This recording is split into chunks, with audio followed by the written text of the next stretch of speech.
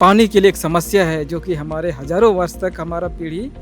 एक पहाड़ की तलहटी के नीचे जो एक डली या चुआ होता है वहाँ से लोग पानी पीते हैं। आदिवासी जो है हमारे समुदाय के लिए एक पहला ऐसा मंच है जो कि हमको लगता है कि आज़ादी के बाद 69वां वर्ष के बाद इस तरह का मौका मिला है। स्कूल तो सरकार गांव-गांव स्कूल खोल दी लेकिन वहाँ पे टीचर ही नहीं है, तो वैसा परिस्थिति में बच्चे वहाँ का माहौल नहीं बन पाता है जैसे कि वो आगे पढ़ाई कर सके। जो डिलीवरी पेशेंट होते हैं उनको भी वहाँ से गांव से अगर किस तरह का कंडीशन हो जाता है तो वहाँ ले जाने में काफ़ी कठिनाई होती है, और जहाँ पे रोड का साधन संसाधन नहीं है उसके वजह से कभी कभी तो रास्ते में ही मृत हो जाते हैं। ये हमारे समाज के लिए एक सबसे बड़ा विकट समस्या है। इस समय राजधानी रांची के ऑड्रे हाउस में एक खास कार्यक्रम का आयोजन किया गया है, और इस कार्यक्रम जो आदि वार्ता का आयोजन यहाँ पे चल रहा है उसमें असुर जनजाति से बिमल जी यहाँ मौजूद हैं और अपने पीजीटीवी जो समुदाय है इनका, उनके हक और हकूक़ की बात करने के लिए आए हैं। उन लोगों को कौन कौन सी समस्याएं का सामना करना पड़ता है, कैसा लगा, क्योंकि ये पहली बार आदिवासियों के लिए बौद्धिक कार्यक्रम का आयोजन किया गया है जहां आदिवासी समाज के तमाम बुद्धिजीवी लोग हैं और समस्याओं के साथ साथ समाधान पर बात कर रहे हैं। तो कैसा कार्यक्रम पहले ये लगा, ये बताइए। आदि वार्ता,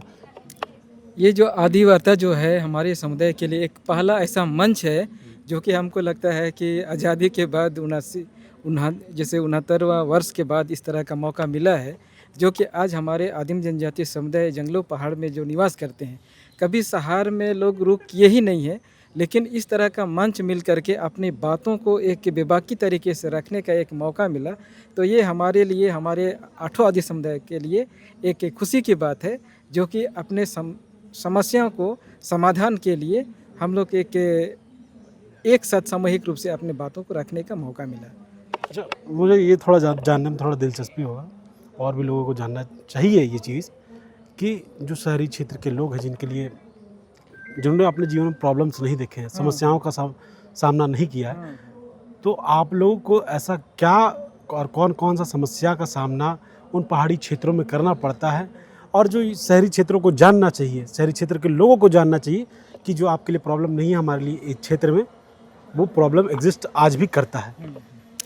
देखिए, हमारे जो पहाड़ी क्षेत्र में जो निवास बसर करने वाले लोगों को सबसे बड़ा तो वहाँ पे दिक्कत महिलाओं को, जैसे कि पानी के लिए एक समस्या है जो कि हमारे हजारों वर्ष तक हमारा पीढ़ी एक पहाड़ की तलहटी के नीचे जो एक डली या चुआ होता है वहाँ से लोग पानी पीते हैं। जहाँ की वहाँ से गर्मी हो चाहे बरसात हो, वहाँ से महिलाएं सुबह 5 बजे जा करके डली से पानी उठा करके लाती है। वो हमारे समुदाय के लिए सबसे बड़ी समस्या है, और साथ ही साथ वहाँ पे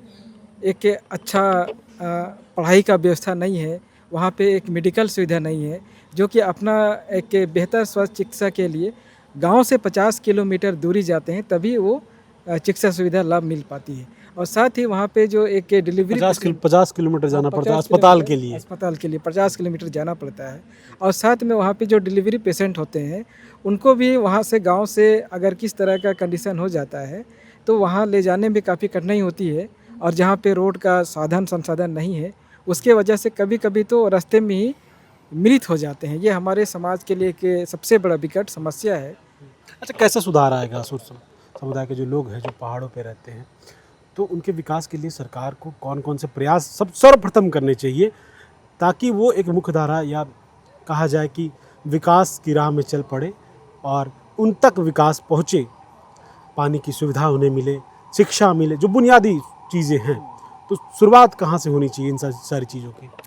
देखिए, जब विकास की बात होती है तो सबसे पहले जो आदिम जनजातीय समुदाय के लोग पहाड़ में निवास करते हैं, सबसे पहले वहाँ तक जाने के लिए एक सड़क की व्यवस्था हो, ताकि सड़क जब तक नहीं बन पाएगी तब तक वहाँ गांव के जो मूलभूत समस्या का समाधान नहीं किया जा सकता है। सड़क के साथ में पानी का व्यवस्था हो, और वहाँ पे एक बेहतर स्कूल की व्यवस्था हो, बेहतर चिकित्सा सुविधा की सुविधा हो, ताकि समाज के लोग उससे लाभान्वित हो सके। और साथ ही साथ वहाँ जो हमारे क्षेत्र में एक शिक्षा की सबसे बड़ी समस्या है, उस समस्या का भी समाधान होनी चाहिए। स्कूल तो सरकार गांव-गांव स्कूल खोल दी लेकिन वहाँ पे टीचर ही नहीं है, तो वैसा परिस्थिति में बच्चे वहाँ का माहौल नहीं बन पाता है जैसे कि वो आगे पढ़ाई कर सके। अच्छा, कौन कौन से ज़िलों में कहाँ कहाँ निवास करते हैं आप लोग? जैसे हमारे जो गुमले ज़िले में असूर हैं, बिरहोर हैं, बिरजिया समुदाय के लोग हैं, और गढ़वा ज़िले में कोरवा समुदाय के लोग हैं, प्राहिया हैं। आपका संथाल क्षेत्र में देखा जाए तो वहाँ पे माल पहाड़ियाँ, संवरिया पहाड़ियाँ हैं, और आपका पूर्वी सिंहभूम में सबर आदिम जनजाति समुदाय के लोग निवास करते हैं। असुर मेनली गुमला में निवास हाँ, करते हैं। असूर मुख्य रूप से गुमला का पठारी क्षेत्र जो है, नेतरहाट का जो पाट क्षेत्र है, वहाँ पे हमारे सामूहिक रूप से वहाँ पे हम लोग रहते हैं। कितने आबादी में लगभग होंगे आप लोग? करीब हमारे असूर में जो 22,459 हम पूरे परिवार हैं हम लोग। परिवार इतने हैं, आबादी जनसंख्या है। जनसंख्या आबादी इतनी? है, हाँ। अंदर एक बातचीत चल रही थी आपके पारंपरिक काम को लेकर कि जो तांबा गलाना, लोहा गलाना, जो भी आपके पारंपरिक पुरखों से ये जो काम चलता आ रहा था आपके यहाँ, उसका कोई खास म्यूज़ियम, लाइव म्यूज़ियम आप लोग तैयार करने जा रहे हैं, क्या है ये कॉन्सेप्ट? देखिए, ये जो अभी जो हमारे जो परंपरागत ज्ञान जो था, पत्थर को गला करके उसमें लोहा बनाने का,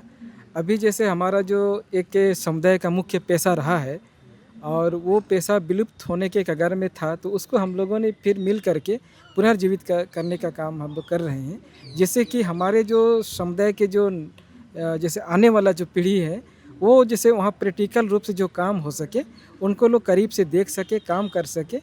ताकि हमारा जो गलाने का जो प्रक्रिया को एक भाली बाती से समझ सके और वो काम को आगे बढ़ाए, और जिससे कि एक हमारा परंपरा पेशा भी संरक्षित हो जाए, और हमारा जो नई पीढ़ी है वो भी उसमें सीखेंगे, और साथ में इनको हम लोग संरक्षित करने का भी काम हम लोग कर रहे हैं। ये हमारे साथ बिमल असुर जनजाति से जो आते हैं, पीजीटीवी समुदाय है, उनसे हैं, आदिम जनजाति के हैं, और अंदर भी इन्होंने अपनी समुदाय को लेकर, समुदाय के विकास को लेकर, और भी जो दूसरे आदिम जनजाति समुदाय के लोग हैं उनके विकास को लेकर अपनी बात रखी है। पूरी वीडियो आप लोकतंत्र 19 पे जाकर देख सकते हैं। बाकी बात और भी खबरों के लिए जुड़े रहें। शुक्रिया।